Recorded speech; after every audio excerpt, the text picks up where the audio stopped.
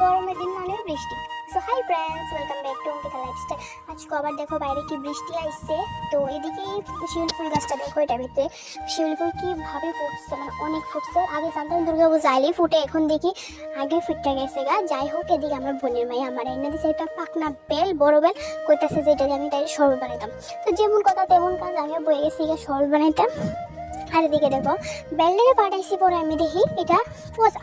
তো যাই হোক, আমরা বাঙালি বস, আমরা পচা জায়গাটার ফেলাই বালা জায়গাটাই লই। তারপর আর কি, এটারে ভালো করে মিক্স করে লাইছি। তারপরে সেটাতে পাউডার দুধ দিছি, যেহেতু গড়ের মধ্যে লিকুইড দুধ আসছিল না এলিকা। তারপর চিনি দিছি, লবণ দিছি, ভালো করে মিক্স করে লাইছি। আর আমি সামথিং একটু লইছি। আর দেখো বাইরে কত মানে বৃষ্টি আবার আয়া গেছে। তারপর আমি একটু লইছি, কারণ আমার এতটা বেলের শরবত ভালো লাগে না। আর তোমরা কার কার ভালো লাগে বেলের শরবত অবশ্যই কমেন্ট করে জানাও। তো আমি তাই প্রথমে খাই গেছি, ভালো হয়েছে। লাস্টে আমি তাই এত সুন্দর রিভিউ দিব ভাবছি না। যাই হোক, দেখা হচ্ছে পরের ভিডিওতে। বাই।